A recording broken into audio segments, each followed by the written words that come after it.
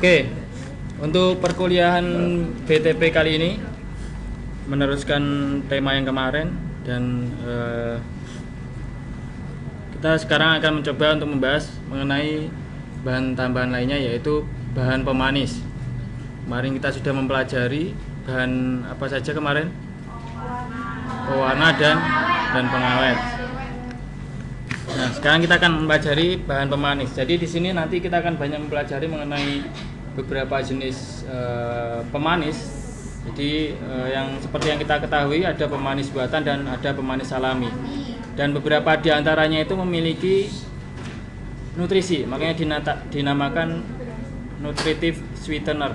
Ada juga yang tidak memiliki nutrisi, jadi non nutritive sweetener.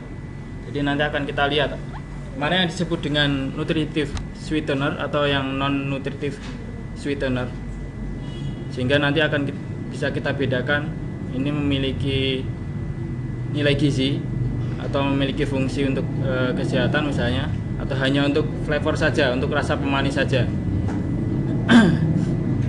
Di sini kita juga akan mempelajari mengenai karakteristik dari jenis pemanis tersebut.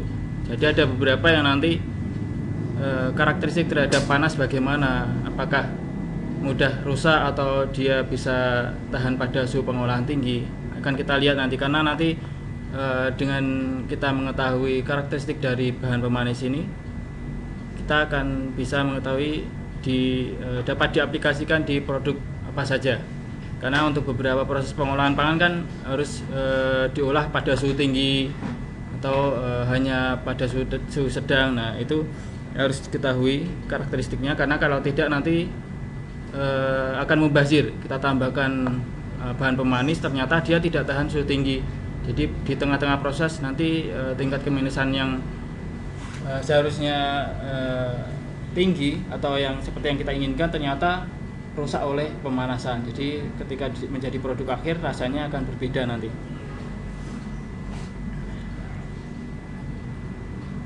Oke, nah, kita kenal ada pemanis alami dan pemanis buatan. Di sini untuk pemanis alami ini dapat ditemukan atau secara alami terbentuk di alam. Jadi memang dia memiliki kandungan zat-zat yang bisa menimbulkan rasa manis, atau seperti yang kita sebut biasanya gula, atau kita sebut ada monosakarida, disakarida. Nah, seperti itu. Dia memiliki tingkat kemanisan tertentu.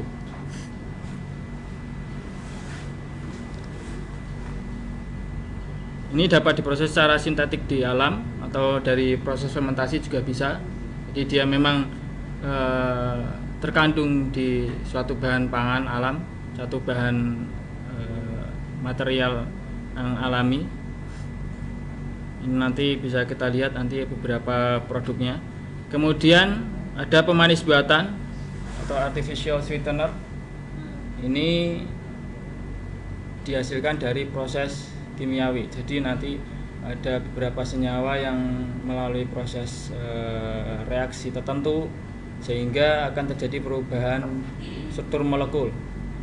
Perubahan struktur molekul inilah yang nantinya akan menghasilkan karakteristik rasa manis.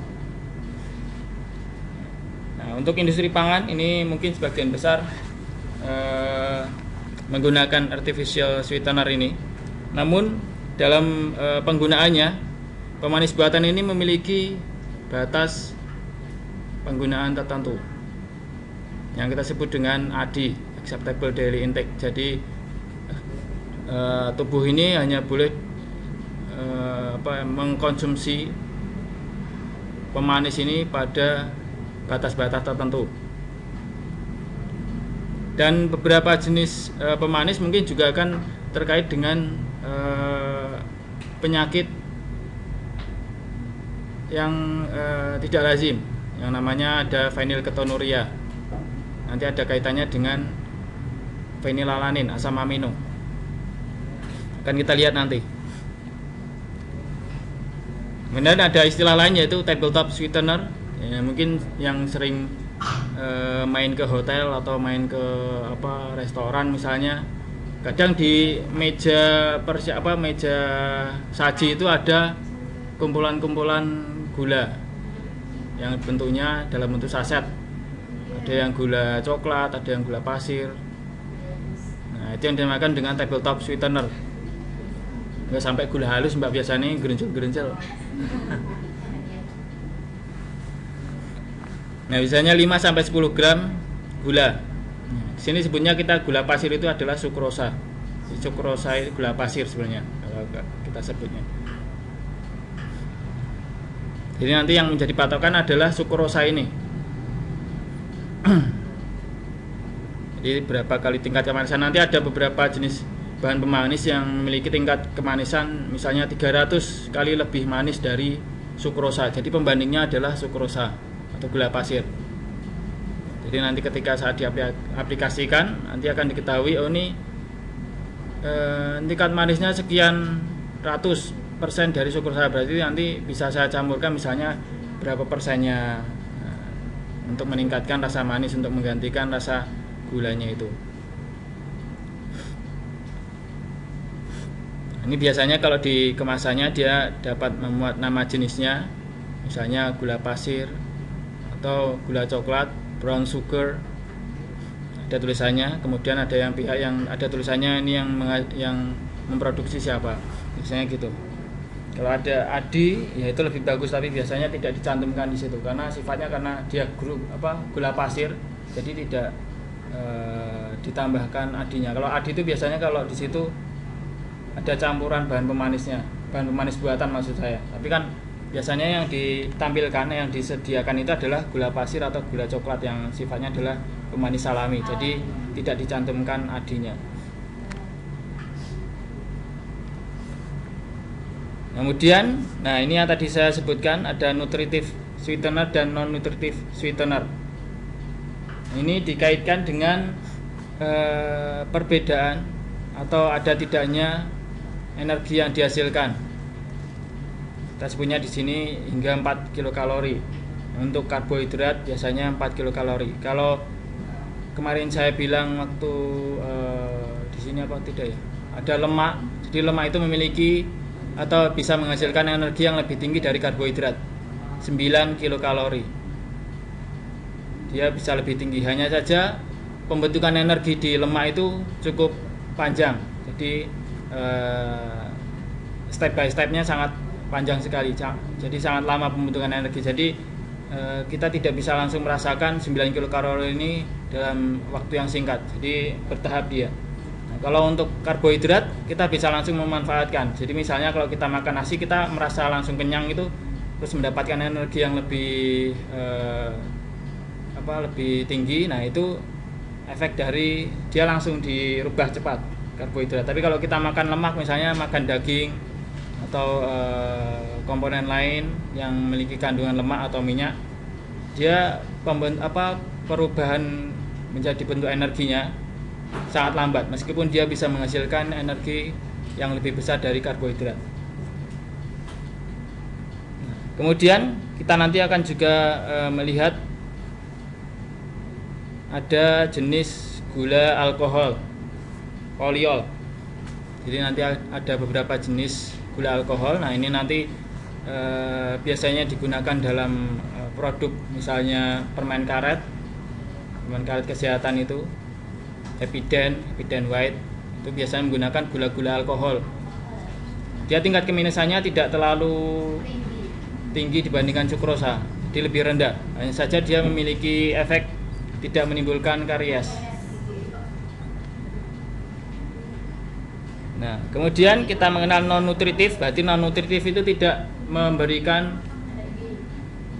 energi, tidak menghasilkan energi, atau sering kita menyebutnya kalori free. Jadi non kalori, dia tidak menghasilkan kalori nanti.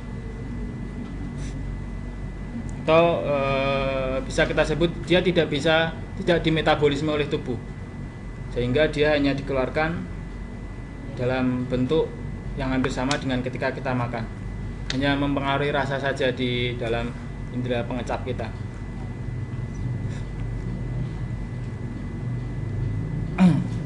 Ini biasanya nanti pemanis-pemanis buatan yang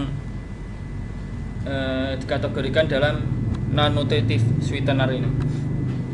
Karena seringkali non-nutritive sweetener ini ditambahkan dalam produk-produk yang sifatnya nanti pengaturan diet, jadi untuk menghindari diabetes mellitus kita menambahkannya pemanis alami ini, pemanis buatan ini maksud saya. Kalian kenal ada Tropicana Shrimp, nah itu dia menambahkan pemanis buatan, jadi tidak murni. Kalau di gambarnya kan dia dari jagung, kalau jagung itu dia pemanis alami, fruktos, di situ ada fruktosnya, fruktosa. Kalau fruktosa dia tingkat kemanisannya sama kayak ini, kayak sukrosa. Dia termasuk nutritif sweetener karena dia bisa menghasilkan energi. Jadi untuk bisa memasukkan label bagus untuk orang yang memiliki penyakit diabetes mellitus, dia harus menambahkan pemanis yang dia tidak bisa menghasilkan kalori, karena kalau dia menghasilkan kalori dia akan terkena itu tadi, dia akan naik gula darahnya.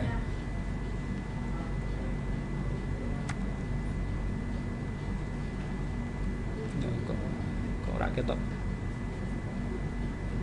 Ini sebenarnya tulisannya sukrosa kok, jadi ini cilik. Oke, ini sukrosa. Bisa berubah ya. Sukrosa merupakan bentuk disakarida. Ini kita masuk ke pemanis alami dulu. Jadi sukrosa merupakan bentuk disakarida, ini merupakan gabungan dari glukosa dan fruktosa.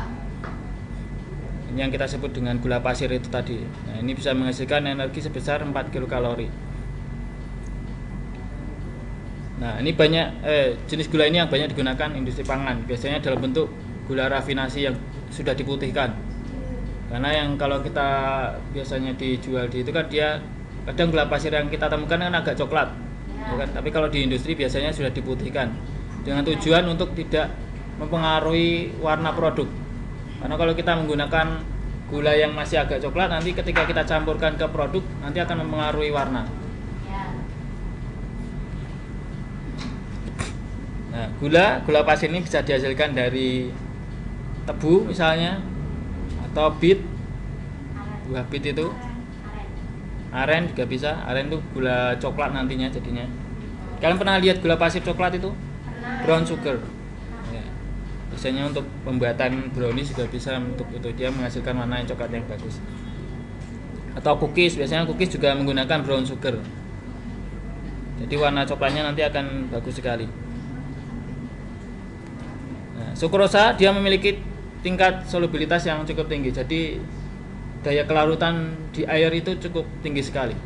Jadi tambahkan sekian persen, dia bisa sampai 84%. Ini kalau dididihkan, kalau dalam suhu atau airnya itu suhunya 100 derajat Celcius bisa sampai 84 derajat, 84% dari air. Jadi kalau saya nambahin 84% gram ke dalam nanti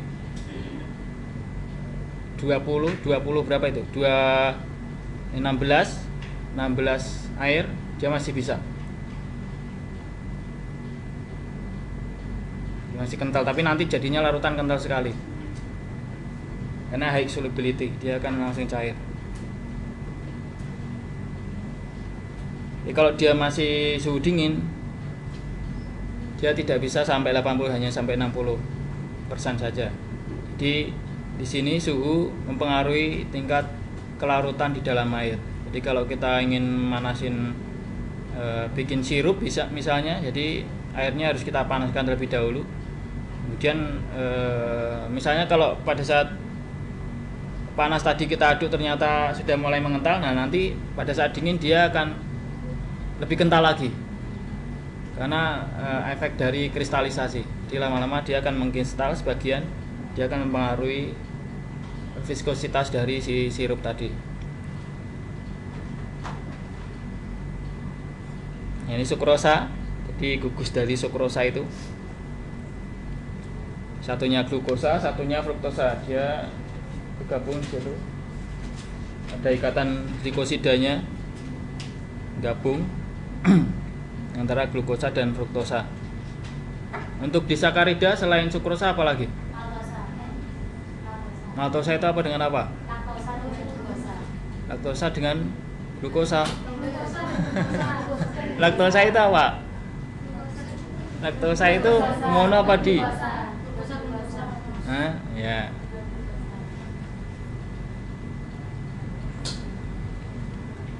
Oke. Loh, kok hilang semua ya?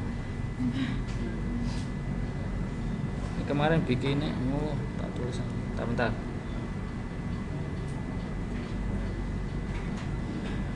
Oke, ini masih sukrosa tadi. Jadi sifat dari sukrosa, dia tadi sudah saya coba jelaskan, memiliki kelarutan tinggi, kelarutan terhadap di dalam air. Kemudian jika kristalnya menjadi lebih kecil, jadi dijadikan gula halus misalnya, dia akan lebih mudah larut. Dia akan memperluas permukaan untuk bisa larut dalam air. Jadi semakin kecil dia akan cepat sekali larut di dalam air, langsung rembes, dia akan terlarut.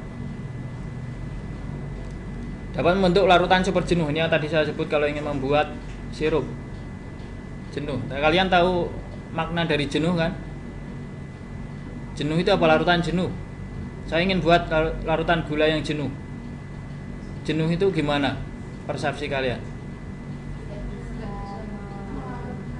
Tidak bisa melarutkan kembali. Jadi ketika saya tambahkan semakin banyak, ternyata pada kondisi tertentu dia sudah tidak larut lagi. Si kristalnya ini tidak larut lagi. Jadi misalnya kalau saya larutkan pada suhu tadi 20 derajat, saya tambahkan 50% masih bisa larut. Kemudian sampai berapa tadi? 62%, ternyata sudah tidak larut lagi. Nah, itu sudah mulai kondisi jenuh larutan gulanya. Nah, beda lagi ketika saya panaskan, ternyata berubah lagi. Karena dalam apa tadi ini maksud dari larutan super jenuh itu tadi. Ketika saya panaskan, ternyata kok dia masih bisa melarutkan. Jadi ketika dipanaskan, dia sampai suhu 100 derajat Celcius, ternyata bisa sampai 84 derajat Celcius. Ketika saya dinginkan nanti, yang tadi awalnya di 60% dia sudah jenuh sebenarnya. Kemudian saya tambah lagi, itu menjadi super jenuh. Jadi sudah tingkat levelnya udah jenuh sekali. Itu makanya dapat membentuk larutan super jenuh. Sifatnya higroskopis, dia bisa menyerap air, mudah sekali menyerap air. Warna larutan tergantung pH. Nah, ini tergantung, bisa kita kaitkan dengan proses apa ini? Warna larutan tergantung pH. Ini asam basa. Maksudnya kalau dia asam warnanya piye? Ini terkait dengan aplikasi apa? Reaksi apa?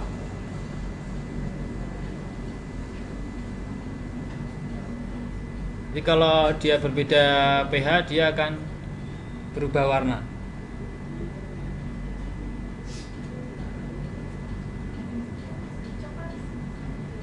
Ya, reaksi pencoklatan. Nanti ada mekanisme lain selain browning enzimatis, browning Maillard.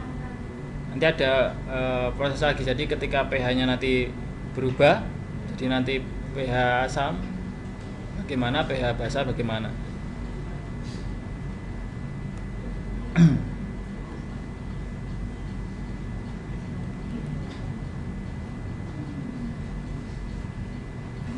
Oke. Ini asal dari kok hilang kabeh. Sukrosa, jadi ada tumbuhan, buah. Ini sebenarnya dalam buah juga terkandung sukrosa, hanya saja tidak sebanyak di tebu misalnya. Dia memang rasa manisnya itu ada dari sukrosa dan dari jenis gula lainnya. Jadi dari fruktosa atau dari apa gitu. Jadi campuran dia.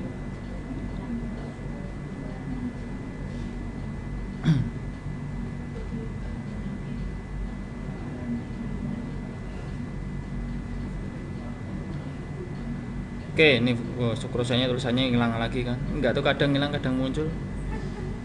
padahal tulisannya hampir sama.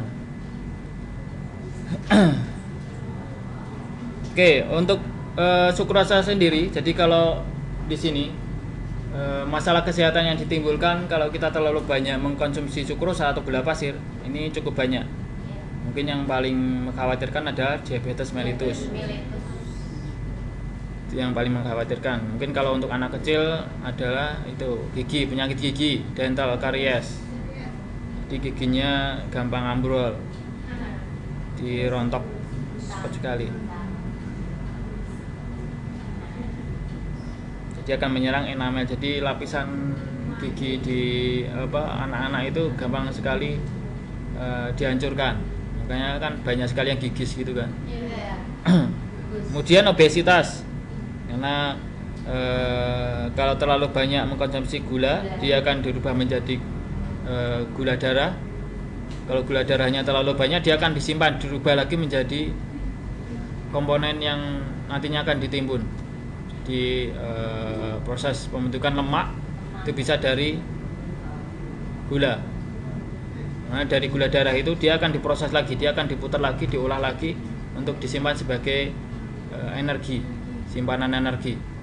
Makanya dibentuk dalam bentuk lemak. Lemak itu bisa sebagai simpanan energi nantinya untuk penahan panas.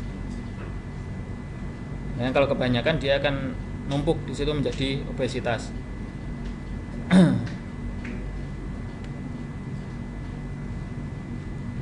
Kemudian gula pasir, nah ini kaitannya dengan tadi diabetes mellitus, dia bisa menaikkan tekanan darah, blood glucose. Jadi glukosanya dia akan naik, dia akan mempengaruhi tekanan darah. Nah, kita beralih ke fruktosa. Fruktosa dia merupakan monosakarida selain glukosa dan galaktosa. Fruktosa ini, ya, fruktosa sering kita dapatkan di buah-buahan dan selain itu apa? Selain itu yang sering terkenal apa? Salah satu sumber fruktosa, madu. Madu itu ada sukrosa, fruktosanya masih 30-30. Yang cukup banyak atau potensial. Mungkin di supermarket kalian pernah menjumpai, hanya saja nggak tahu kalau itu fruktosa atau gula jagung, high fructose syrup. Kalau high fructose syrup itu sebenarnya campuran fruktosa dan komponen lainnya. Jadi ada beberapa dia memang digabung, tapi secara umumnya gula jagung itu ada banyak kandungan fruktosanya.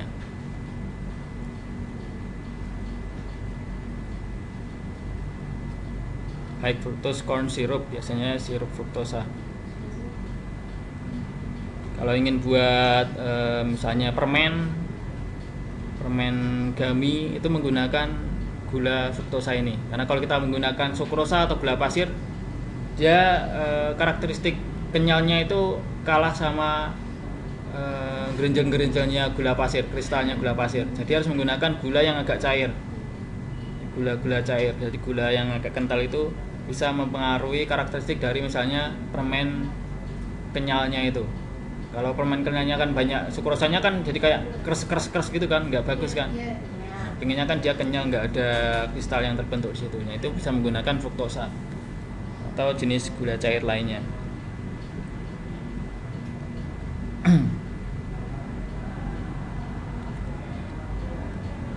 Nah, ini beberapa jenis pemanis alami lainnya. Ini kaitannya dengan tingkat kemanisan. Jadi sukrosa kita bandingkan misalnya adalah 100%.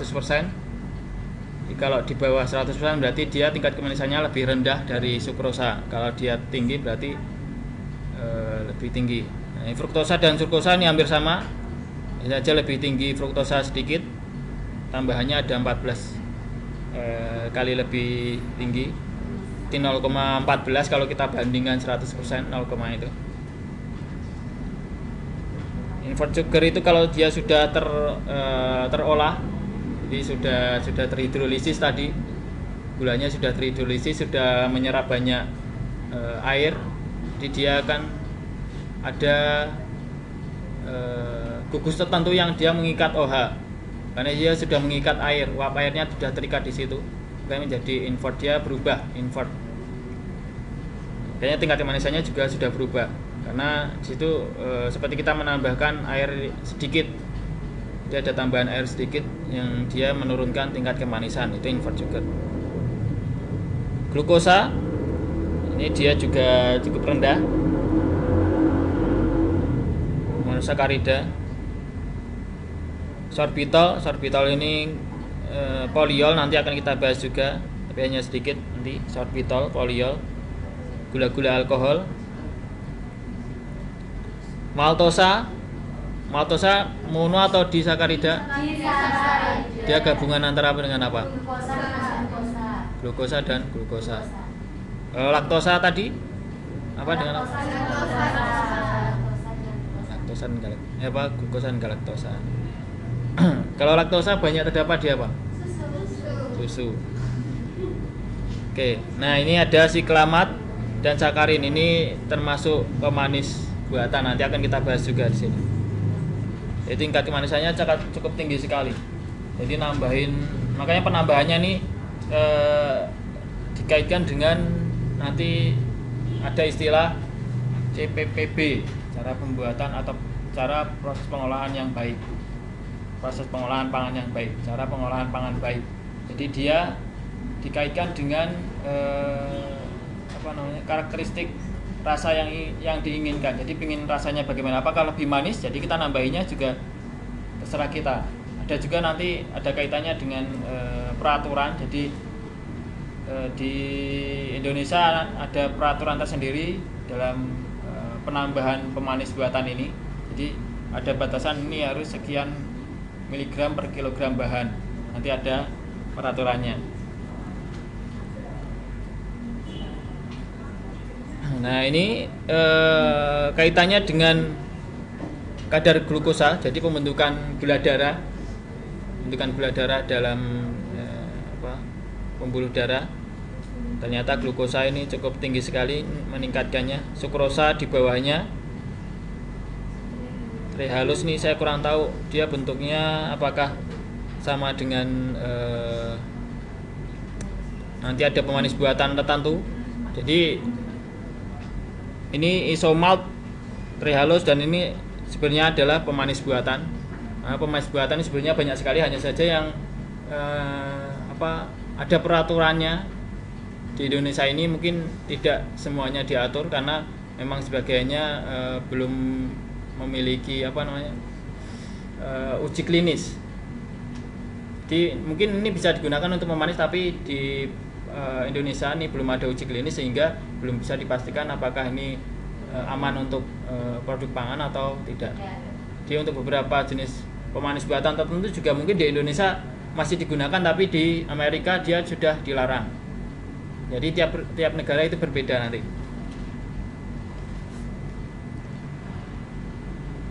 Nah, kita beralih ke pemanis buatan. Nah, pemanis buatan ini seperti yang tadi kita coba singgung di depan, dia merupakan hasil sintesis secara kimiawi. Jadi ada reaksi-reaksi tertentu yang dia bisa merubah struktur molekulnya sehingga menghasilkan rasa manis. Ya, bahkan ada yang sampai tingkat kemanisannya hampir 13.000 sukrosa.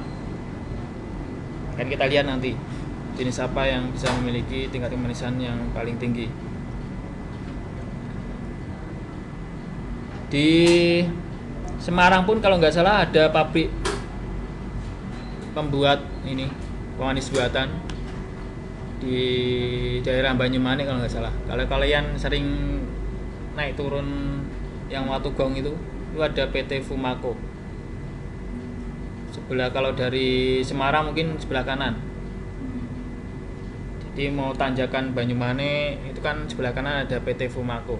Jadi kalau kalian beli sakarin siklamat kalau nggak salah, Kalian lihat di bawahnya ada PT Fomako, dibuat oleh PT Fomako Semarang. Dia buat pemanis buatan kalau salah di situ. Jadi dibuat dengan skala industri dan memiliki tingkat kemanisan tertentu. Makanya tadi nanti ada juga pemanis buatan yang dia sifatnya sinergis atau simbiosis mutualisme dengan pemanis lainnya. Sifatnya sinergis kalau menurut karakteristiknya. Sinergis itu bisa berbarengan dan menghasilkan rasa yang lebih enak dibandingkan kalau dia digunakan secara individual. Hanya digunakan hanya satu jenis tok, itu berbeda ketika dia digunakan dalam bentuk kombinasi dengan jenis pemanis lainnya. Manis buatan, kelebihannya, nah ini nanti ada kelebihan dan kekurangan. Kalau kelebihan ini tingkat kemanisannya lebih tinggi, jadi penggunaannya hanya sedikit nanti dalam produk pangan. Tujuannya adalah untuk mengurangi biaya produksi untuk penambahan gula pasir tadi. Jadi misalnya yang kita tambahkan gula pasirnya tidak terlalu banyak, untuk menggantikan tingkat kemanisan itu kita tambahkan pemanis buatan. Nah, untuk menciptakan misalnya ini kalau saya tambahkan gula pasirnya tidak terlalu banyak, berarti produk yang saya hasilkan sedikit gitu. Kalau kita mengacu pada jumlah, kita ngejar target jumlah produksi misalnya, dari segi rasa mungkin kita bisa mengakali dengan pemanis buatan, kita tambahkan sedikit, tapi ternyata saya ingin jumlahnya juga lebih banyak. Apakah saya tambahkan pemanis buatannya atau gula pasirnya? Kalau pemanis buatan kan nanti jadi terlalu manis banget. Kalau saya tambahkan gula pasir nanti balik lagi biaya produksinya jadi tinggi lagi, karena kita mencoba untuk menekan biaya itu tadi. Itu bisa dengan cara kita menambahkan bahan pengisi. Bahan pengisi yang biasa digunakan itu misalnya adalah maltodextrin. Dia hampir sama, memiliki tingkat, ada manis-manisnya. Kalian kenal dextrin kan? Dextrin itu merupakan bentuk fermentasi dari gula. Jadi dia sudah bukan fermentasi hasil enzimatik. Jadi dia diolah oleh enzim amilase si gula ini, dirubah menjadi bentuk dextrin. Ini biasanya digunakan untuk bahan pengisi. Bahan pengisi misalnya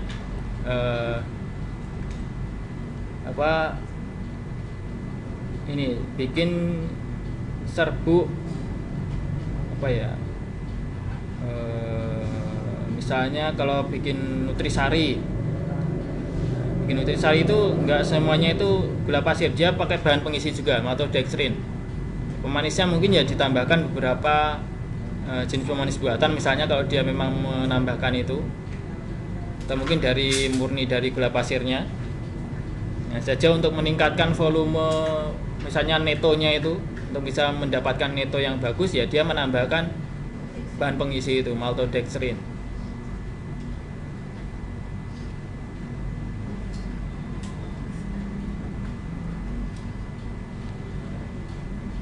Nah, penggunaan pemanis buatan untuk produksi makanan jauh lebih murah karena ya itu tadi, nambahnya hanya sedikit, tingkat kemanisannya hampir sama dengan sukrosa.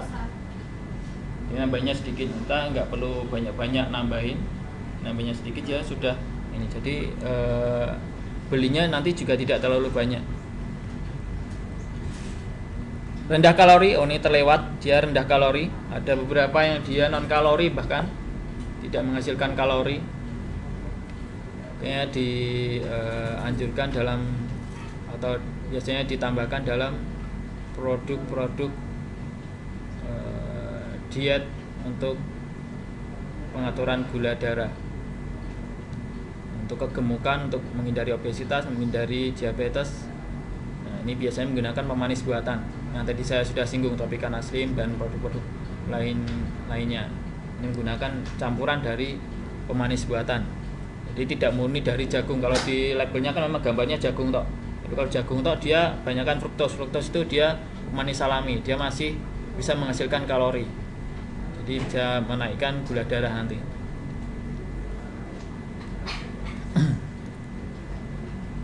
Atau kalian kalau iseng-iseng beli itu pemanis buatan yang dari Tropicana asli, misalnya kalian cek di kemasannya, isinya kandungannya apa saja, apakah hanya fruktos tok di situ labelnya, atau ada jenis pemanis alami, pemanis buatan tertentu yang dicantumkan di situ. Karena biasanya tidak banyak dicantumkan. Ini mengandung sakarin, itu jarang sekali orang industri mencantumkan gitu. Biasanya hanya pemanis buatan gitu toh. Tapi tidak menambahkan apakah ini sakarin, siklamat, isomalt atau jenis lainnya.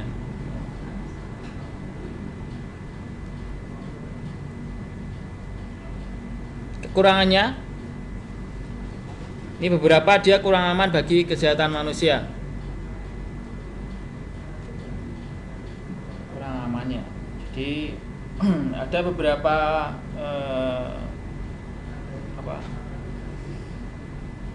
efek kalau kita terlalu banyak mengkonsumsi pemanis buatan ini.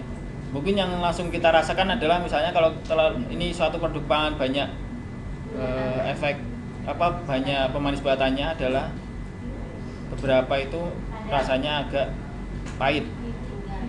Dia ada rasa agak pahit, aftertaste pahit, itu berarti kemungkinan ada pemanis buatan di situ.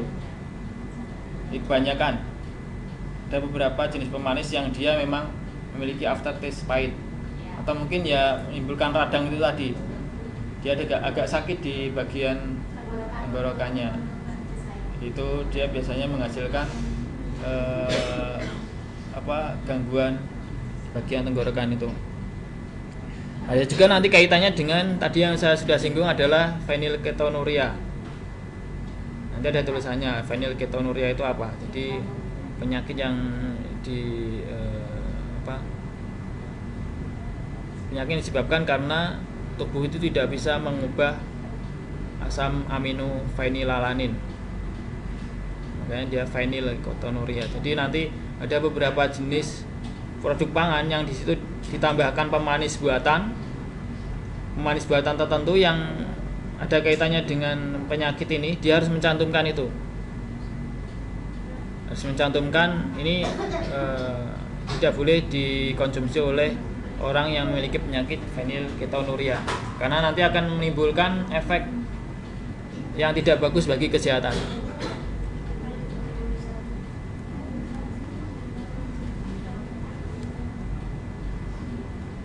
Nah, ini ciri-ciri yang tadi kita sudah bahas. Dia memiliki aftertaste pahit. Kadang juga ada aftertaste seperti metalik. Jadi kayak rasa logam-logam itu, jadi kayak karatan atau bagaimana gitu. Dia logam. Kita misalnya air yang banyak kandungan besinya kan biasanya kita bisa merasakan kan ini agak ada bau tayang-tayang gitu kan. Nah, itu logam, bau logam seperti itu. Metalik. Dia biasanya lebih encer dibandingkan dengan minuman menggunakan pemanis alami, karena sifatnya dia ini tadi dia kan hanya ditambahkan dalam jumlahnya sedikit, sedangkan untuk pemanis alami tambahinnya agak banyak untuk mengejar tingkat kemanisan itu. Jadi akan mempengaruhi viskositas dari produk yang dihasilkan. Tapi biasanya ini juga bisa dimanipulasi dengan cara penambahan apa? Biar kelihatan tidak encer lagi untuk suatu produk pangan, misalnya jus misalnya. Saya tambahkan apa? Bahan pengental contohnya apa? CMC bisa, pektin bisa.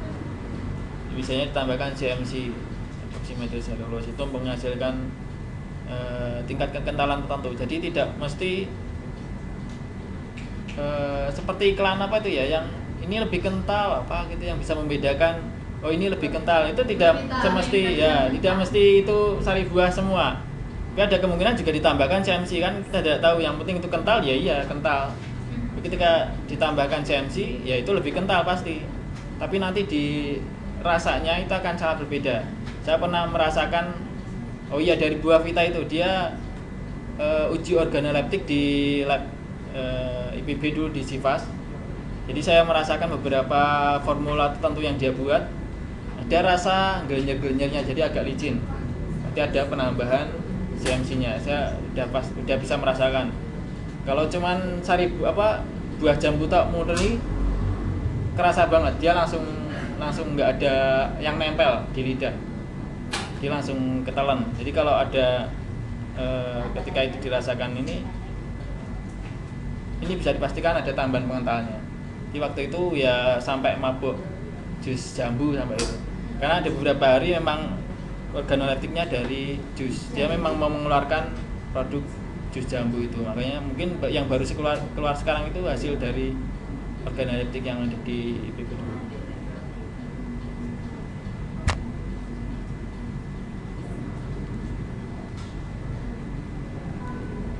Tujuan penggunaan pemanis buatan. Nah, ini selain sebagai tadi untuk alternatif bagi orang yang memiliki penyakit diabetes mellitus, ini juga bisa sebagai bahan pemanis bagi orang yang sedang melakukan diet rendah kalori, menjaga tubuhnya yang biasanya ini mbak-mbak ini, biar nggak tetap langsing.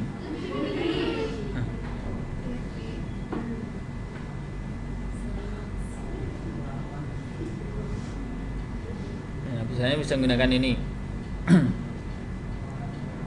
Itu kan kalau rendah kalori, jadi untuk menjaga bentuk tubuh misalnya, atau sebagai penyalut obat itu contohnya adalah kapsul itu, kapsul yang biasanya untuk anak-anak, biasanya ada obat yang di kayak modelnya M&M itu, kayak permen coklat kan, ada yang mengkilap bagian luarnya. Biasanya kan ada obat yang seperti itu kan, yang bulat, yang pipih tapi luarnya agak manis. Ada obat yang seperti itu, ketika dihancurkan malah jadi pahit. Nah, itu penyalutnya ada di situ. Jadi tambahan pemanisnya untuk menghindari rasa pahit di bagian dalam. Kalau sekarang saya kurang tahu, dulu waktu saya juga ada itu. Jadi tinggal nelen tok. Kalau kelamaan di mulut nanti ajar, selama-lama pahit.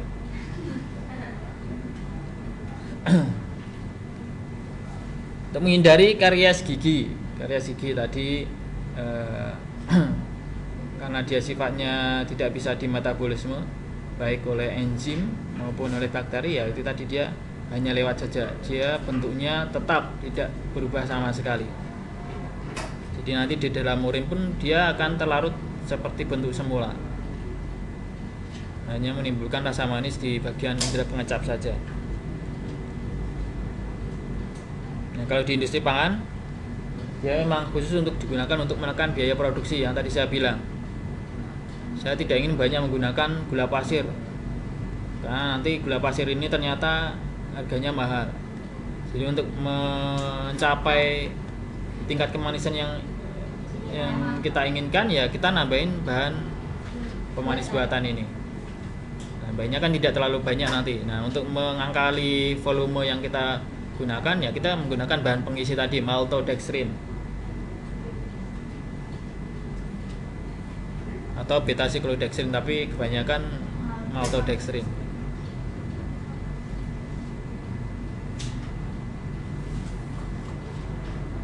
Nah, ini beberapa tujuan dari penggunaan pemanis buatan. Kita akan coba melihat beberapa jenis pemanis buatan yang digunakan di Indonesia ini atau yang diregulasikan di negara ini. Ada beberapa jenis pemanis buatan: asesulfam kalium atau potasium, aspartam, siklamat, sakarin, sukralos, dan neotam. Ada banyak kan? Jangan kita hanya tahunya cuma sakarin, siklamat, wes. Ini ada banyak. Kalau di FDA atau di Amerika, Food Drug Administration, ini yang mencakup atau yang diperbolehkan hanya 5 tok dari 6 ini, yaitu selain siklamat. Jadi yang diperbolehkan asesulfam K, aspartam, sakarin, sukralos, dan neotam.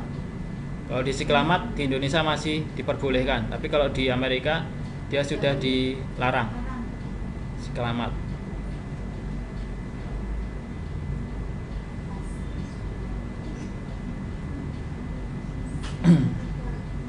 Nah, masing-masing ini nanti memiliki nilai AD, acceptable daily intake.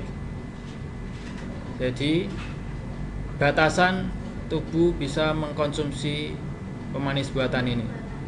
Acceptable, jadi yang diperbolehkan. Daily intake, jadi sehari-hari. Jadi input, jadi konsumsi sehari-hari yang diperbolehkan, batasan konsumsi sehari-hari yang diperbolehkan. Ya, dari masing-masing ada AD-nya. Nanti akan kita bahas satu persatu. Nah, ini AD-nya, acceptable daily intake. Ini berdasarkan kilogram berat badan. Kilogram berat badan. Aspartam K 15, aspartam 50, neotam 18, sakarin 5, sukralos 5. Ini AD. Dia yang paling tinggi adalah aspartam, dia masih diperbolehkan sampai 50. Yang tidak diperbolehkan adalah sakarin. Karena sakarin sendiri juga sebenarnya dia nanti akan melalui proses tertentu sehingga menghasilkan dia kan, kalau sakarin memiliki aftertaste sendiri juga, jadi dia menimbulkan aftertaste pahit nanti untuk AD-nya. Dia makanya akan bisa, kalau terlalu banyak akan memperburuk kondisi rasanya nanti, rasa produknya. Asesulfam kalium atau potasium, asesulfam K, AD-nya tadi 15. Nah, ini diperbolehkan sejak 988 oleh FDA. Tingkat kemanisannya 200 kali lebih tinggi dibandingkan sukrosa, 200 kali lebih tinggi. Yang lihat di situ 200 kali lebih tinggi. Dia tidak bisa dimetabolisme, jadi nanti dia hanya lewat saja, dia hanya mempengaruhi indera pengecap saja. Dia nanti akan dikeluarkan lewat urin dalam bentuk yang sama, struktur molekul yang sama dengan yang ketika kita makan. Karena memang tidak bisa dimetabolisme, tidak berubah sama sekali nanti strukturnya. Selain itu dia kalori free, manis buatan, di non nutritif sweetener, kalori free, asesulfam K. Karakteristik yang lain adalah dia stabil terhadap panas atau suhu pengolahan tinggi. Jadi bisa ditambahkan dalam beberapa produk pangan di mana dia memerlukan proses pengolahan yang cukup tinggi, suhu pengolahan yang cukup tinggi. Misalnya adalah baking, roti. Di roti-rotian kan dipanggangnya sampai suhu 180, ya kan? Itu suhu tinggi. Rasa manisnya masih bertahan di situ. Kalau kita menambahkan beberapa pemanis yang tidak tahan suhu tinggi, ya rasa manisnya nanti akan berkurang. Entah nanti struktur molekulnya berubah atau bagaimana. Nah, itu akan mengurangi intensitas tingkat kemanisan dari si produk pangan itu. Kalau asesulfam K dia tetap stabil, dia stabil terhadap suhu pengolahan tinggi, it's stable. Namun yang menjadi perhatian adalah dia berbahaya bagi penderita phenylketonuria. Yang penyakit yang tadi saya sebut. Ini juga kaitannya dengan aspartam juga nanti. Jadi nanti yang kaitannya dengan penyakit phenylketonuria ada 2 jenis pemanis buatan ini, asesulfam K dan aspartam. Phenylketonuria ini tadi penyakit di mana tubuh tidak bisa metabolisme atau memecah asam amino fenilalanin. Kalau dia tidak bisa dihancurkan, asam amino ini nanti akan mempengaruhi fungsi otak, sehingga bisa menyebabkan pusing,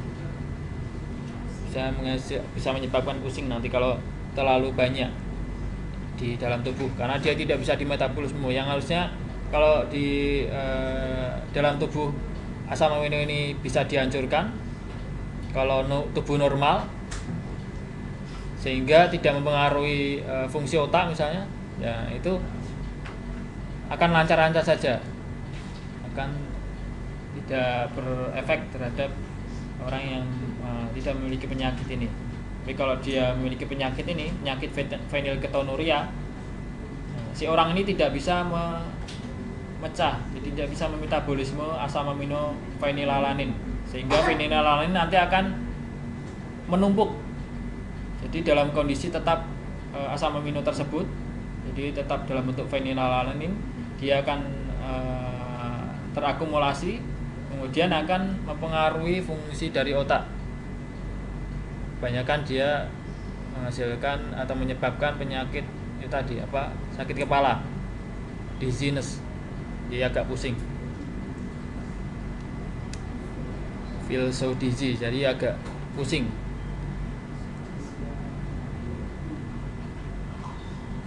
Aspartam, nilai AD-nya, acceptable daily intake-nya, jadi batasannya adalah 40 sampai 50 mg per kilogram berat badan. Ini batasannya. Dia merupakan kombinasi dari dua asam amino. Jadi dibuatnya dari dua asam amino ini, direaksikan, dia digabungkan antara yaitu fenilalanin dengan asam aspartat. Ini dua asam amino. Jadi ketika dua asam amino digabungkan, dia akan menjadi aspartam.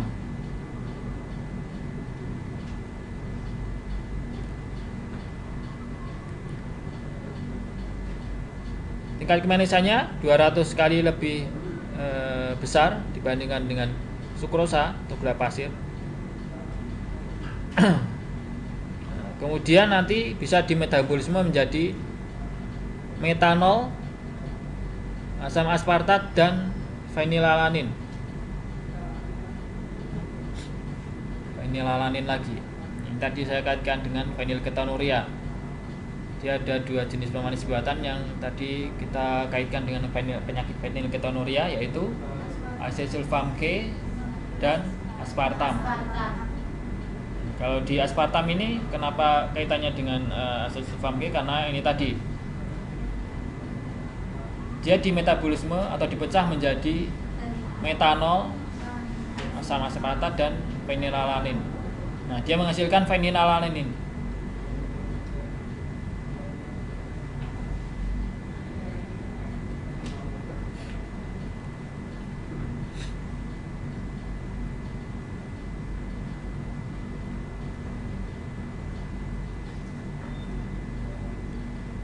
Kemudian karakter yang bisa kita ambil di sini, dia tidak tahan terhadap suhu pengolahan tinggi. Jadi ketika kita tambahkan misalnya ke dalam produk roti-rotian, tingkat kemanisannya akan berkurang nanti, karena nanti akan terdegradasi, akan rusak oleh suhu pemanasan yang tinggi. Jadi tingkat kemanisannya nanti akan berkurang. Entah dia berubah struktur molekul atau ikut menguap atau bagaimana.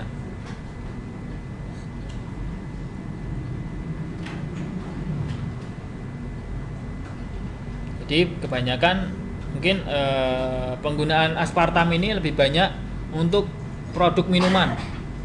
Produk minuman mungkin tidak sampai 180, mungkin sampai 120, 110. Nah, itu sudah cukup. Atau mungkin menggunakan HTST, atau HTST kan dia tidak terlalu lama meskipun suhunya tinggi, jadi tidak banyak yang rusak, tidak banyak yang menghilang jenis pemanis buatan ini. Bisa ditambahkan dalam beberapa minuman ringan misalnya asam aspartam, ya.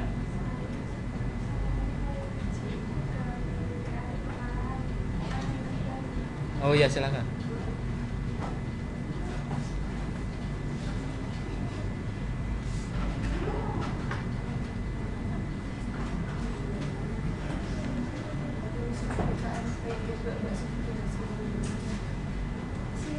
Ya, nanti izin dulu nih Mbak. Absen.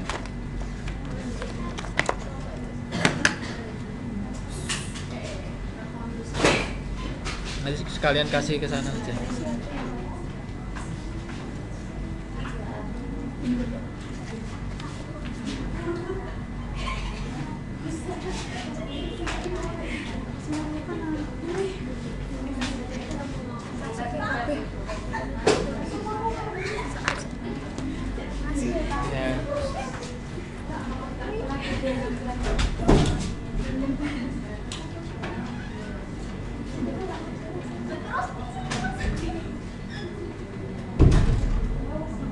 Oke, saya teruskan. Nah, ini beberapa contoh produk yang bisa ditambahkan aspartam ke dalamnya. Kebanyakan adalah produk minuman atau mungkin sari buah. Jadi di sini produk ini dia tidak banyak mengalami kerusakan karena suhu pengolahan yang cukup tinggi. Karena biasanya memang tadi saya sebutkan dia tidak diolah pada suhu di atas 150 derajat Celcius. Ini aspartam. Kalau yang tadi asesulfam dia akan tahan suhu tinggi. Ini berbeda. Dan beralih ke siklamat. Yang tadi kalau di FDA dia tidak diperbolehkan. Ya sudah tidak diperbolehkan. Jadi nilai ID-nya dia 11 mg per kilogram. Nah, ini yang saya sebut tadi dia sinergis dengan sakarin atau asesulfam. Sinergis, dia biasanya dikombinasikan. Kalau yang sering saya lihat siklamat ini dikombinasikan dengan sakarin. Biasanya kalau kalian beli siklamat atau apa ya, main ke toko roti misalnya, di situ ada misalnya pemanis buatan tertentu yang dia kombinasi siklamat sakarin. Nah, itu dia memiliki karakteristik rasa yang berbeda ketika digunakan secara individu. Secara sendiri itu dia akan rasanya berbeda. Karena kalau dia gunakan dikombinasikan nanti rasanya mungkin akan lebih tinggi lagi rasa manisnya. Tingkat kemanisan 20 kali kemanisan sukrosa dan 10% di situ.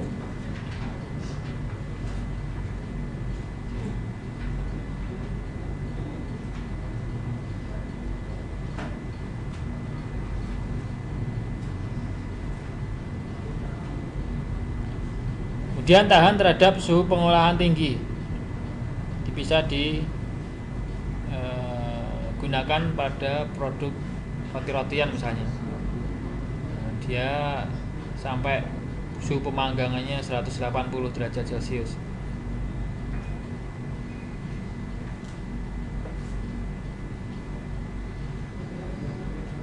Jadi dari asesulfam, kemudian aspartam dan siklamat tadi yang paling tinggi masih apa? Aspartam apa asesulfam atau sama? Aspartam piro? Hah? Bukan, tingkat kemanisannya. Sama. Ya, asesulfam sama aspartam kan?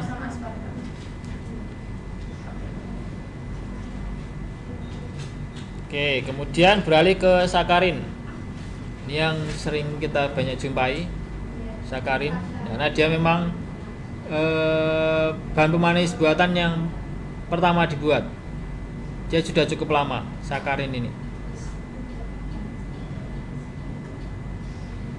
Dia memiliki tingkat kemanisan 300. Lebih manis dari sukrosa. Dia memiliki aftertaste pahit. Jadi memang ketika ditambahkan dalam produk pangan, misalnya sering kalian jumpai di produk es serutnya di depan SD itu, ya kan rasa pahitnya kan kerasa banget, ya kan? Itu kayak kerasa pahit. Nah, itu ada tambahan pemanis buatannya.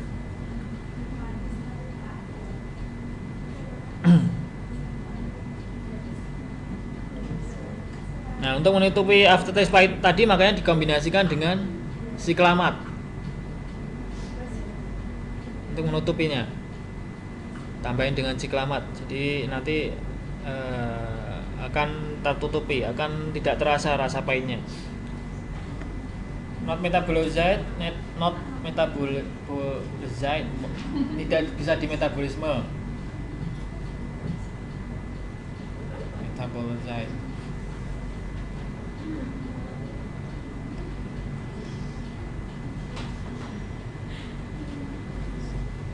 Kemudian kalori free, jadi tidak memiliki nilai kalori.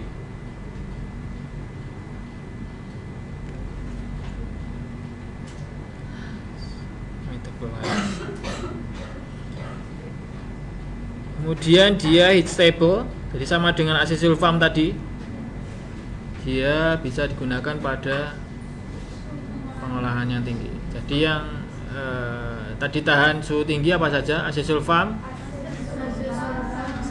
sakarin, siklamat sakarin. Yang tidak tahan adalah si aspartam. Hanya aspartam banyak digunakan pada minuman. Oke, kemudian kita lanjutkan sukralose. Sukralose ini dia strukturnya hampir mirip dengan sukrosa, gula itu, sukralose. Namun dia memiliki tingkat kemanisan yang lebih tinggi, 600. Ini ada perbedaan di bagian, nanti ada gugus tertentu yang dirubah. Jadi gugus sukrosa yang tadi kita lihat, yang gabungan antara glukosa dan fruktosa, kan ada dua gabungan tadi yang diikatkan dengan ikatan glikosida. Nah, nanti ada beberapa gugus tertentu yang dipindah atau dirubah, digantikan dengan gugus lainnya sehingga tingkat kemanisannya menjadi lebih tinggi, jadi 600 ini.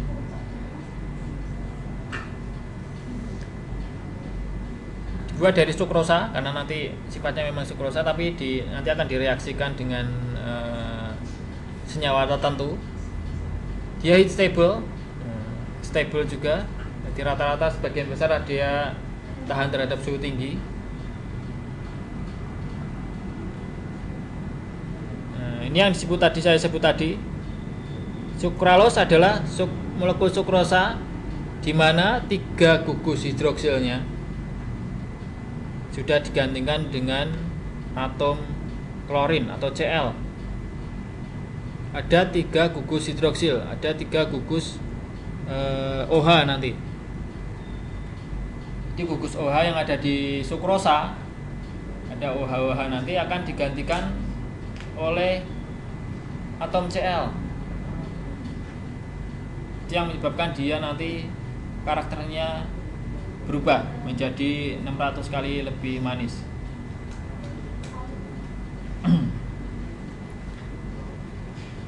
Nah, ini bisa digantikan bagaimana? Itu tadi dengan cara reaksi kimia tertentu. Dia akan direaksikan dengan sejumlah senyawa atau molekul tertentu yang kandungan Cl-nya tinggi. Dia akan bereaksi, kemudian bagian OH-nya terpotong, kemudian nanti akan digantikan dengan bagian Cl-nya. Nah, itu ada 3 gugus hidroksil. Jadi sini kata kuncinya dia 3 gugus hidroksil yang digantikan oleh 3 atom Cl.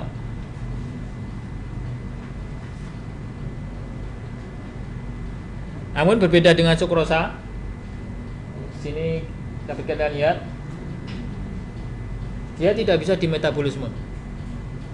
Karena kemungkinan yang tadi dia memiliki struktur Cl tadi, sehingga di tubuh dia tidak bisa dimetabolisme oleh enzim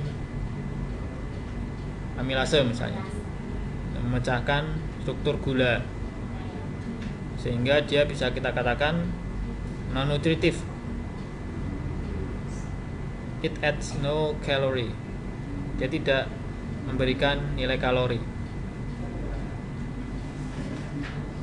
Jadi non nutritif.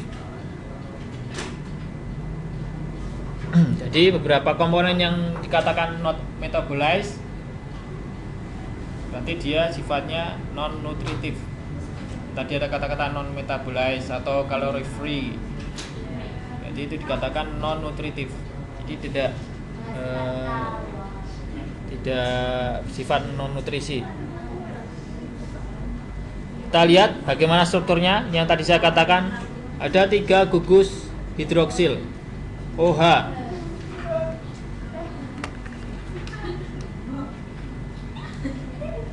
Ada OH, 3 OH ini yang digantikan oleh gugus Cl.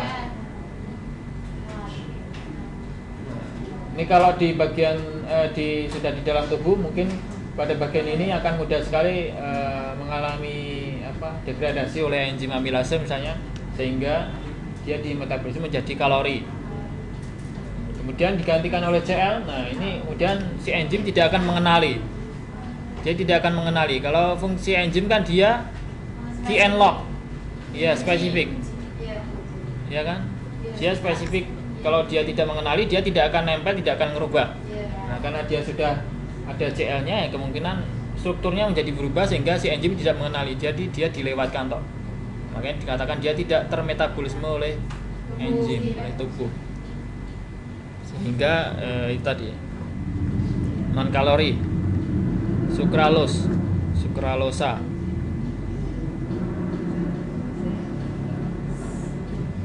Jadi yang bisa dicatat di sini yang tadi saya garis merah-merah, tingkat kemanisannya 600 kali lebih tinggi.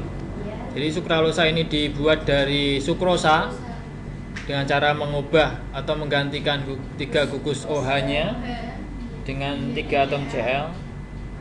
Dan sifatnya dia stable atau ada nggak di situ? It's stable. Ya, it's stable. Ini kebanyakan dia heat stable. Yang berbeda adalah hanya aspartam saja. Aspartam dia tidak heat stable.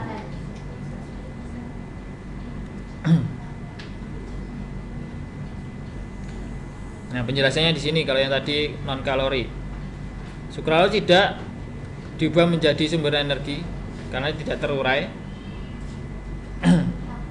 Jadi akan dikeluarkan lewat urin dalam bentuk yang sama, tidak ada perubahan sama sekali karena memang tidak dirubah oleh enzim tadi. Jadi dilewatkan gitu karena dia memang larut air, ya kan? Dilewatkan begitu saja, dia hanya mempengaruhi indera pengecap saja di sini. Kemudian ini juga sudah teruji tidak menyebabkan karies gigi. Karies gigi berarti dia yang tadi dia tidak, sifatnya tidak non nutritif juga, bisa kaitkan di situ. Karena non nutritif dia bisa digantikan sebagai pengganti gula bagi penderita diabetes. Karena non nutritif. Ini sukralosa. Kemudian neotam. Neotam mirip dengan aspartam, namun dia memiliki tingkat kemanisan yang paling tinggi. Aspartam tadi berapa? 200. Dan ini sampai 13.000. Neotam. Namun dia tidak memiliki nilai kalori juga, non nutritif juga. Jadi bagian besar memang non nutritif.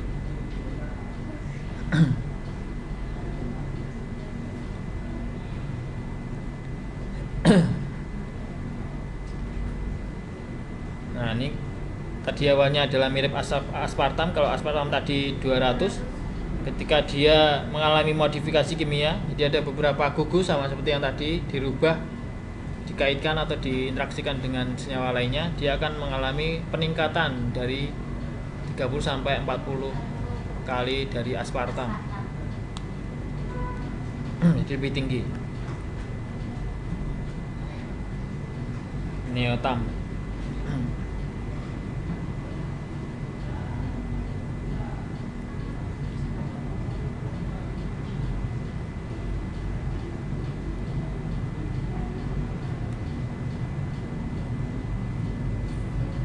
Aspartam tadi apakah bisa dimetabolisme? Nah, balik lagi. Bisa. Kalau yang lain kan tidak di metabolisme, ya kan? Kalau ini di metabolisme menjadi metanol, sama aspartat dan fenilalanin. Nah, ini juga seperti itu. Makanya di bawahnya terurai secara cepat dan dibuang sama sempurna tanpa akumulasi oleh tubuh melalui metabolisme normal. Jadi ada kata-kata metabolisme. Dia memang di metabolisme dirubah. Karakternya mirip dengan aspartam.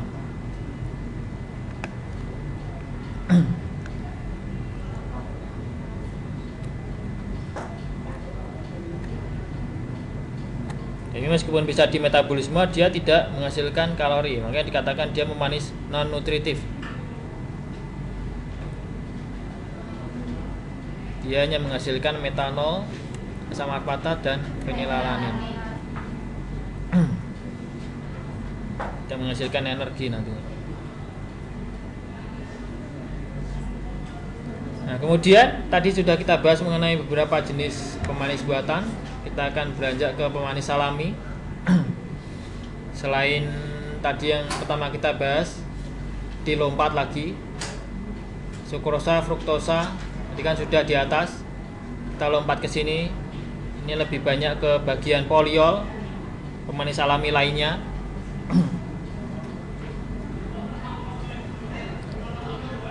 Beberapa nama yang tercantum di sini adalah bentuk gula alkohol.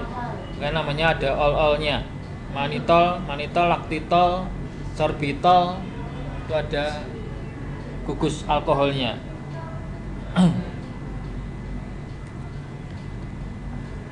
Poliol merupakan pemanis non gula, sugar free sweetener.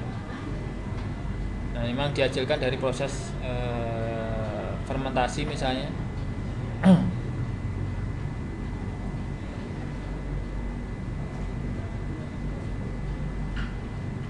Jadi bisa dikatakan kalau kalian menggunakan jenis gula alkohol ini di produk kalian, misalnya full menggunakan sorbitol, bisa kalian kasih label sugar free, meskipun ada tingkat kemanisan tertentu. Karena kan beberapa jenis gula alkohol ini dia memiliki tingkat kemanisan setengah kalinya si sukrosa, jadi ada manis sedikit. Tapi bisa kalian sebutkan di situ sugar free. Nah, misalnya kalau di Evident White kan juga kadang dikatakan dia sugar free untuk menghindari karies. Kemudian potential benefit, ini keuntungannya. Dia bisa memberikan kalori, nilai kalorinya meskipun tidak terlalu banyak, yaitu setengahnya 2 kilokalori. Kalau tadi 4 kilokalori, ya kan? Sukrosa itu 4 kilokalori. Ini beberapa jenis alkohol, gula alkohol dia bisa memberikan 2 kilokalori. Jadi ada kalorinya, dia menghasilkan kalori tersendiri. Kayaknya dia termasuk nutritif sweetener. Nah, dia menghasilkan kalori. Kemudian tidak menyebabkan kerusakan gigi. Itu decay itu kerusakan, jadi penghancuran. Dia menghasilkan penghancuran gigi atau kerusakan gigi. Kemudian safe for use by people with diabetes, jadi aman untuk orang atau penderita diabetes, karena dia memang kalorinya sangat rendah sekali meskipun ada kalorinya.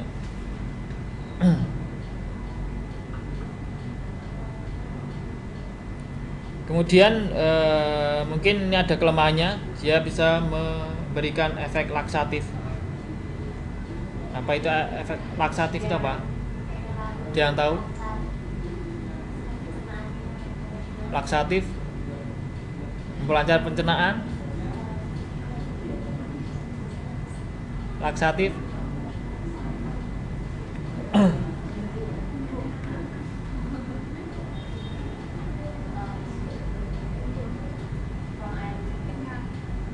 Apa?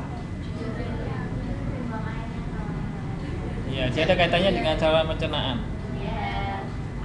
Dia ada gangguan pencernaan, gangguan saluran pencernaan. Laksatif.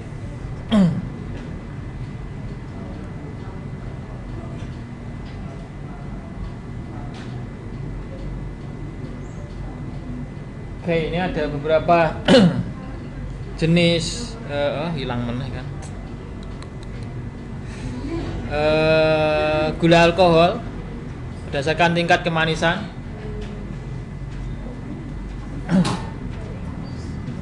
Ini kita bandingkan dengan sukrosa. Sukrosa kita kasih nilai 1, berarti di bawah 1 dia lebih rendah tingkat kemanisannya. Sebagian besar dia lebih rendah kecuali adalah xilitol. Kalau xilitol dia tingkat kemanisannya hampir sama dengan sukrosa.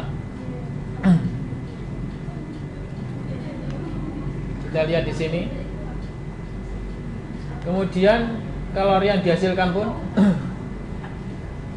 kita lihat dia masih di bawah, beberapa masih di bawah nilai 4, kecuali adalah gliserol. Gliserol ini sebenarnya bukan gula alkohol. Dia seperti apa ya? Meskipun dia memiliki gugus OH. Bentar, kalau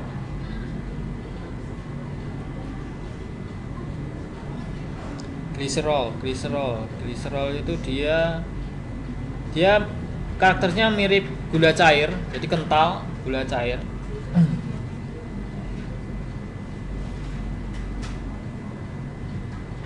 Hanya saja jarang sekali digunakan sebagai bahan pemanis buatan di sini. Dia hanya pembanding gliserol. Dia memang memiliki gugus OH. Hampir sama seperti minyak. Kalau minyak ada esternya asam lemak, tapi kalau gliserol dia ester asam lemaknya ini digantikan OH semua. Jadi makanya dikatakan gliserin alkohol. Jadi nama lainnya adalah gliserin biasanya.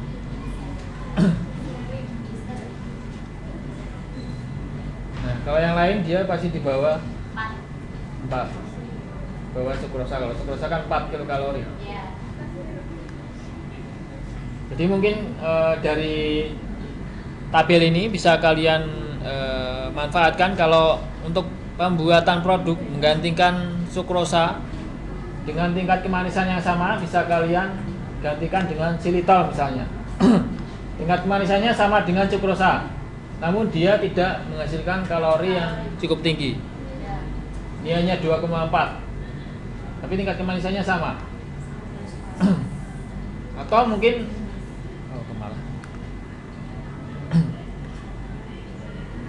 mungkin mencari yang tingkat kalorinya paling kecil. Ya, itu misalnya ya ini tadi eritritol 0,2, ini sangat kecil sekali kalorinya. Namun tingkat kemanisannya mendekati 0,7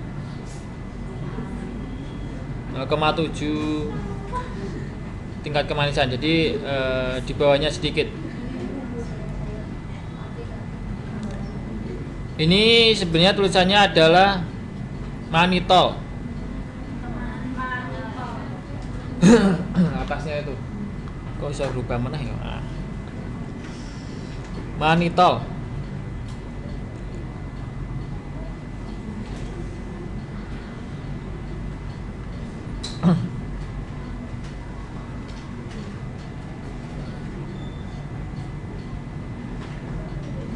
Di manitol ini atau dengan sorbitol dia merupakan isomer, jadi komposisi atau struktur molekulnya ini sama, struktur kimianya sama, hanya saja beda di struktur molekul, isomer. Nanti kan kita lihat. Nah di sini banyak sekali OH-nya, makanya dikatakan dia gula alkohol. Ini bentuk-bentuk alkohol itu banyak, indikatornya dia banyak gugus OH-nya. Manitol biasanya banyak digunakan dalam pembuatan chewing gum, permen gula, gula karet, namanya, permen karet, happy dan white itu juga bisa, manitol, sorbitol.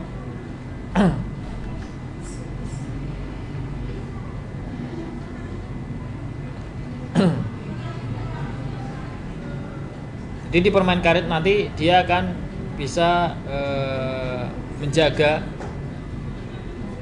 si karetnya atau gamnya itu nanti menyerap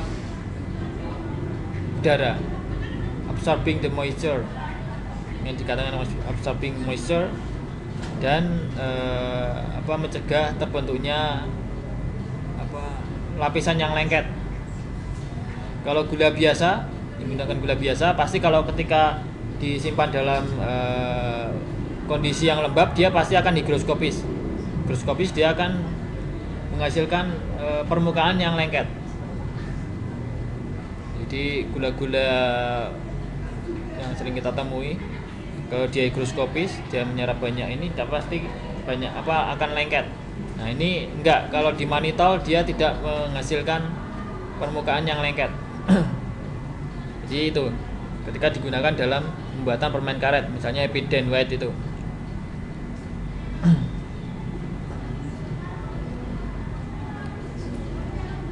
Ini rak ketok nih gini. Jadi yang bisa di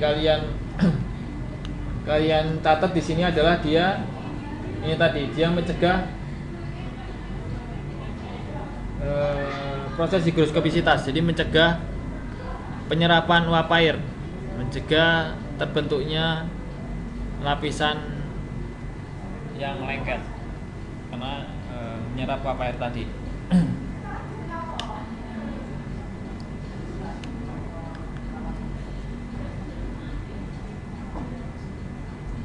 Kemudian ini silitol.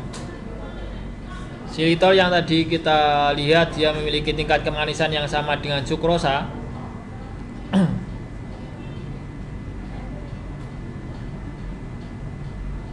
Dia bisa digunakan untuk proses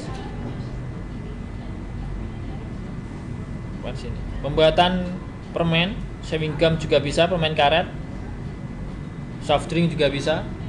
Soft drink yang zero kalori, ada kan yang zero kalori, yang apa ya? Dulu ada produknya Coca-Cola apa Bicola ya, yang zero kalori, yang ada tulisannya zero, Big Zero. Oh iya. Dia memerlukan biasanya ya penambahan gula-gula tertentu.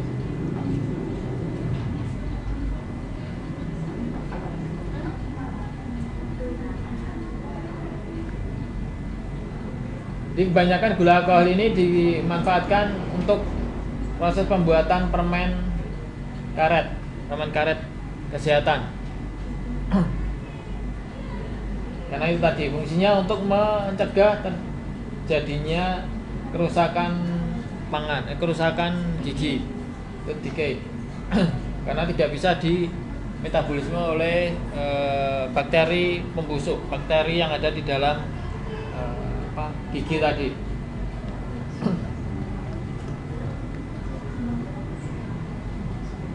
Ini silitol, dia tingkat kemanisannya sama dengan sukrosa, bisa dimanfaatkan dalam pembuatan permen gum juga atau dalam soft drink. Silitol dan eritritol. Eritritol tadi kita lihat dia memiliki kalori yang paling rendah. Dia menghasilkan kalori yang paling rendah 0,2 kilokalori. Tingkat kemanisannya hampir sama dengan sukrosa. Dia 0,7-nya. Kalau sukrosanya 1, ini mendekati 0,7. Jadi sekitar 0,3 jaraknya.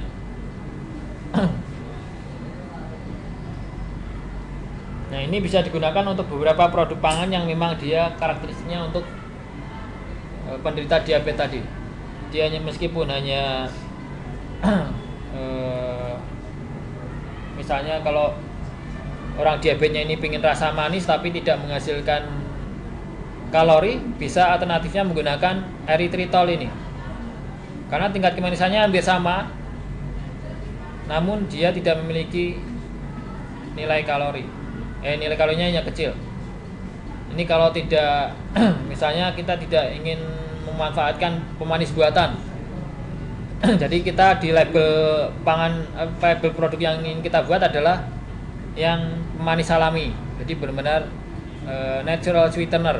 Jadi kalau kita tambahkan natural sweetener dalam kemasan itu akan menaikkan nilai jualnya dibandingkan ketika kita nambahkan, meskipun untuk penderita diabetes dia memang menginginkan yang non kalori. Kalau non kalori kan pasti menggunakan pemanis buatan.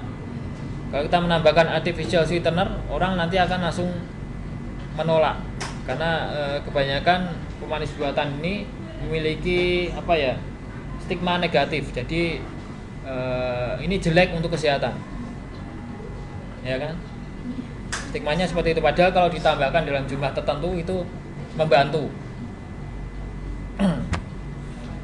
Nah, di sini ini adalah alternatif ketika kalian ingin membuat suatu produk misalnya yang aman untuk penderita diabetes, namun memiliki tingkat kemanisan yang hampir sama dengan gula misalnya. Tadi ketika si penderita diabetes ini ingin mengkonsumsi produk pangan yang tingkat manisnya hampir sama kalau menggunakan gula pasir tapi tidak menghasilkan kalori, tidak banyak menghasilkan kalori, ya ini tadi erythritol. Kalian lihat tadi tingkat kemanisannya, sweetness-nya itu 0,7, hampir mendekati 1, namun kalori yang dihasilkan hanya 0,2, paling kecil erythritol.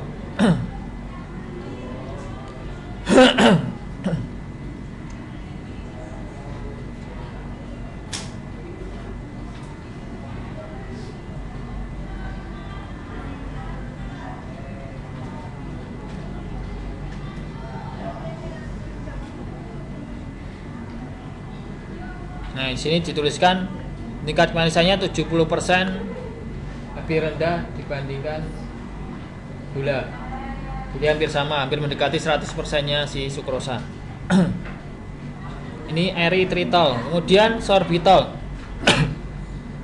Sorbitol tingkat kemanisannya 0,5 sampai 0,7. Kemanisan sukrosanya saja dia menghasilkan kalori yang agak tinggi dibandingkan dengan erythritol tadi. Jadi kalorinya hampir 2, berapa tadi kita lihat tadi nanti.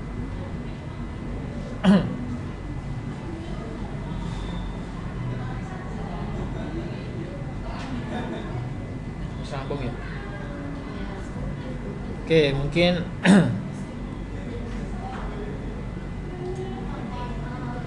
maltitol, ini kalian baca sendiri. Di yang menjadi perhatian adalah yang di depan tadi.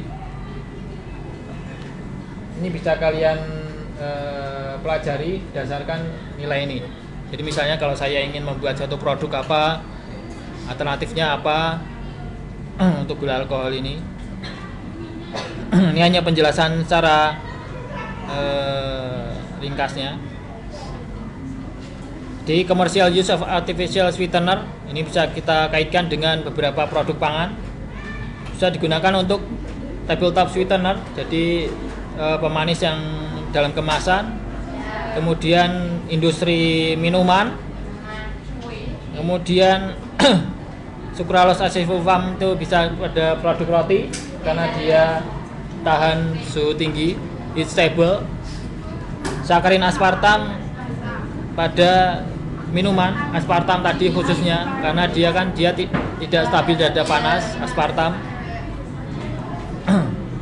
Kemudian diabetic food ini bisa mengandung sucralose yang tadi sangat tinggi sekali tapi tidak memiliki nilai kalori, ya kan, sampai 7.000 sampai 13.000, ya kan, sucralose. Bisa digunakan sebagai bulking agent. Tadi saya gunakan, maksud bulking agent adalah untuk memberikan volume. Tadi ada maltodextrin, itu untuk menambahkan di situ juga bisa. Maltodextrin itu sebenarnya memiliki rasa manis tertentu, tapi dia tidak kita gunakan sebagai bahan pemanis, dia hanya bahan pengisi. Dia memiliki rasa manis tertentu kayak gliserol tadi. Gliserol itu dia memiliki tingkat kemanisan tertentu, tapi jarang sekali digunakan untuk bahan pemanis. Jadi bahan pemanis ini memang khusus untuk tujuannya untuk pemanis. Higien produk, nah ini yang tadi saya bilang untuk permen karet kesehatan, Happy Dan White, atau beberapa produk yang memang untuk kesehatan lainnya. Mungkin itu saja yang bisa diambil atau kita pelajari pada bagian bahan pemanis ini. Saya lupa kemarin ini saya harus berikan dulu ya hari Jumat kemarin. Nah, biar kalian nanti biar diambil siapa? Mbak Tala ya. Oh, iya. Oke, terima kasih atas perhatiannya. Tadi anunya sampai mana?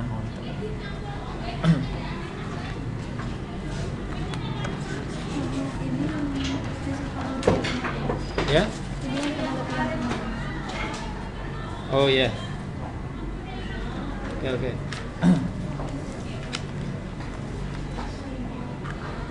Oke, terima kasih atas perhatiannya.